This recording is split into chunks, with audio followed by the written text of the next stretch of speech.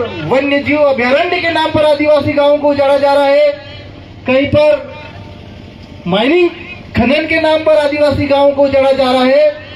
पर सबसे बड़ी दुख की बात है कि इस प्रदेश और इस देश की सरकार, जो भारतीय जनता पार्टी की सरकार, केंद्र में मोदी की सरकार, यहाँ पर मोहन यादव की सरकार जंगली सुअरों को पालने के नाम पे आदिवासी घरों को उजाड़ रही है। ये भेड़ियों को पालने के नाम पर आदिवासी घरों को उजाड़ रही है, सांपों को पालने के नाम पर आदिवासी घरों को तोड़ रही है, जंगली जानवरों के नाम पर आदिवासी घरों को उजाड़ने का काम कर रही है। ऐसी संवेदनहीन सरकार के नेताओं के खिलाफ डॉक्टर हीरालाल लावा यहां आया है। पिछले दिनों 23 जून को जिस प्रकार आपके बरंडा में आदिवासी घरों को बिना किसी नोटिस से घरों को तोड़ा, सेम मोहन यादव सरकार ने खातेगांव कन्नौज के पास खिवनी में 40 आदिवासी घरों को तोड़ा और उनको भी बिना नोटिस के उन्होंने तोड़ा। ये पूरा मिल के सरकार कूटनीतिक षड्यंत्र कर रही है। वहां पे भी सुबह 7 बजे इनके बुलडोजर पहुंचे। आज हम बरंडा गांव गए थे। सरकार एक तरफ कह रही कि ये अवैध अतिक्रमणकारी, हमने हमारी पूरी जैश योद्धाओं की टीम ने एक एक परिवार से हम लोग मिले। अभी कई बुजुर्ग जो बेगा कम्युनिटी की जो संरक्षित जनजाति है उनके हमारे मंच पांडाल में उपस्थित, उनसे बात की। उन्होंने कहा कि हमारे तीसरी पीढ़ी के लोग, चौथी पीढ़ी के लोग यहाँ पर निवास कर रहे हैं। मैं कहता हूँ मोहन यादव सरकार से, ये आपका कलेक्टर झूठा है, ये आपका एसडीएम झूठा है, आपका डीएफओ झूठा है।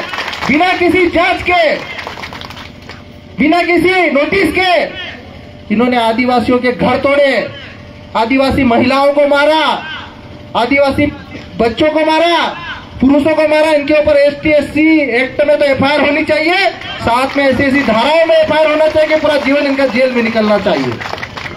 और मैं आप सभी डिंडोरी वासियों से और यहाँ के आदिवासियों से मैं कहना चाहता हूँ, भाइयों, अगर इस लड़ाई में अगर अब तुम पार्टी लेके चलोगे कि ये पार्टी वो पार्टी, तो आप लोगों को जमीन में गाड़ देंगी ये सरकार। इसलिए पार्टी से ऊपर उठो, समाज की लड़ाई लड़ो, और समाज जिंदा रहेगा तो ये आदिवासी जिंदा रहेगा।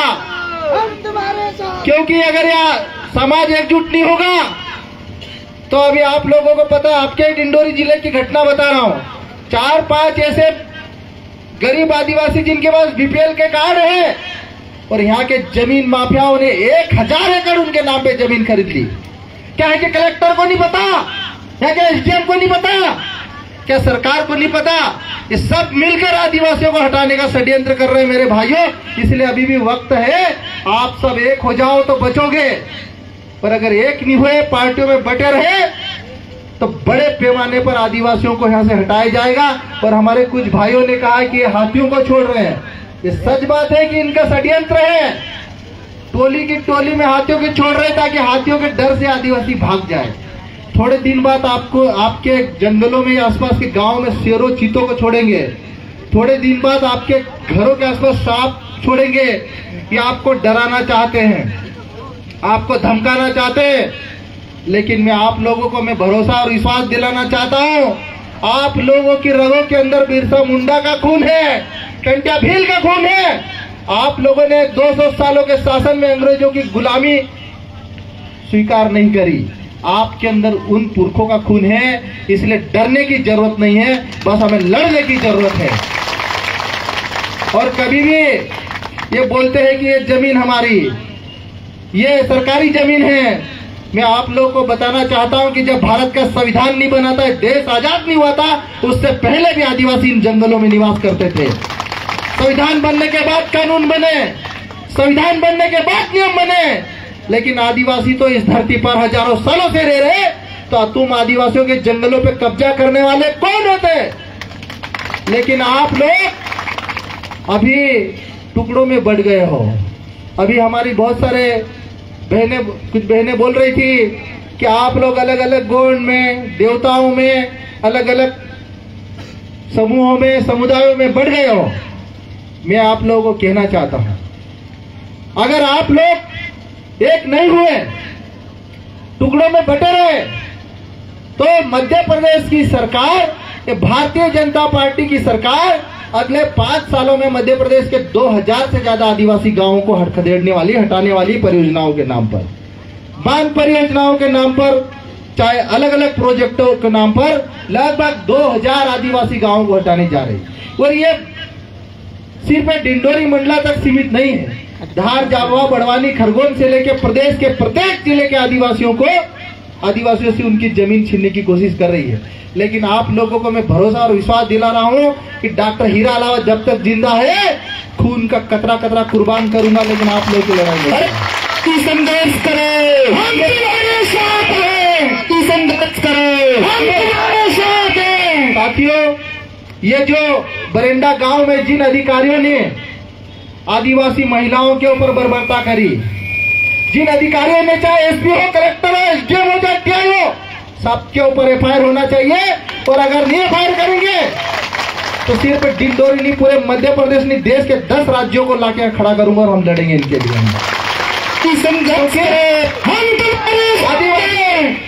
आदिवासी यहाँ के मालिक है मेरे भाइयों, इस धरती के मालिक है, इस देश के मालिक है, इस देश को बनाने वाले आदिवासी।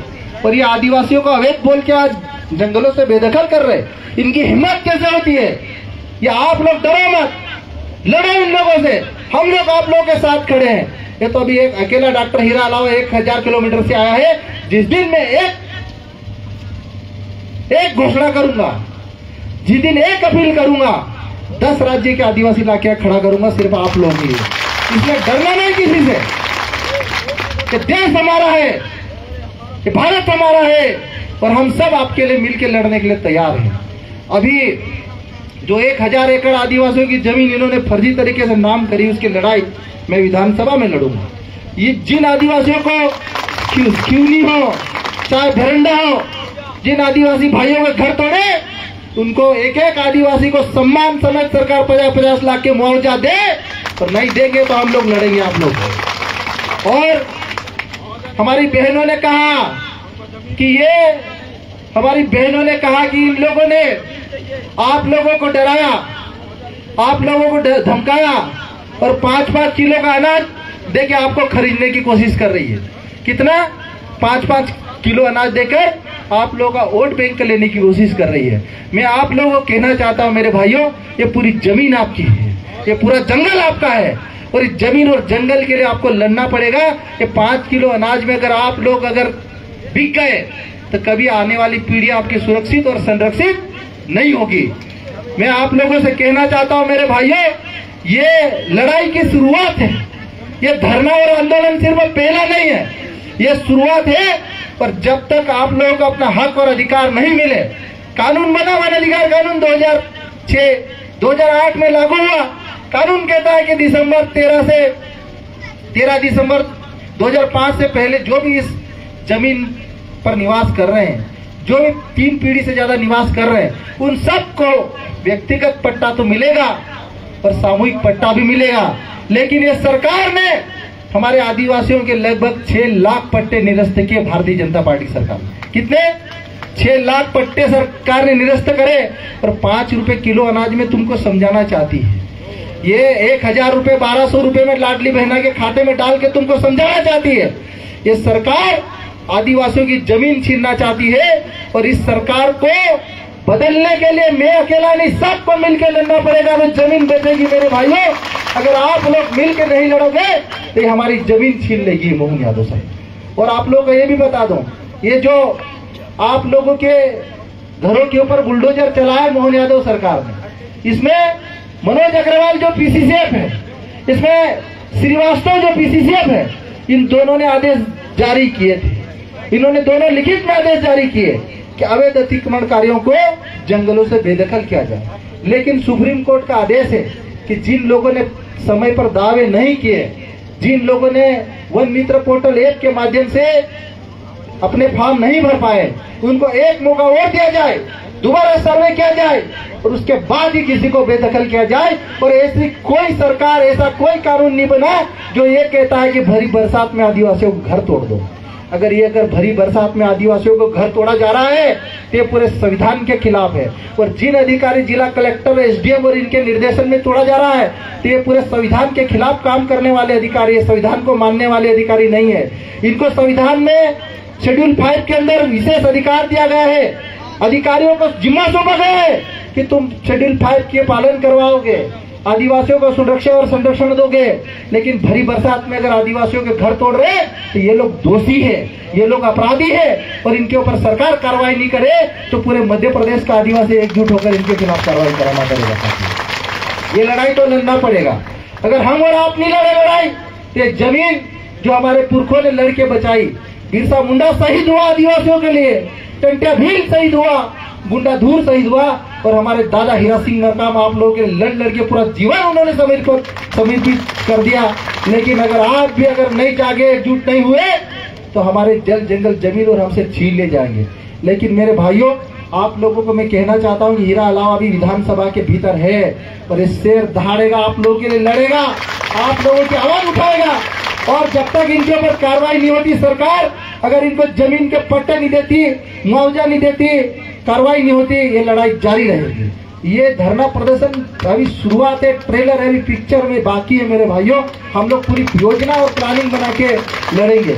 अभी कुछ लोगों को लग रहा होगा कि ये पार्टी का, किसी पार्टी का कार्यक्रम है। ये जयस एक सामाजिक संगठन है मेरे भाइयों, ये समाज है और इस समाज में अभी कुछ लोग को सूचना मिली होगी, कुछ लोगों को नहीं सूचना मिली होगी। लेकिन अगली बार जब धरना प्रदर्शन करेंगे तो 10 राज्य के आदिवासी आएंगे, ये भी मैं बता देना चाहता हूँ मेरे भाई। आप सभी को जय जोहार, जय आदिवासी, जिंदाबाद। बहुत बहुत धन्यवाद अलावा जी।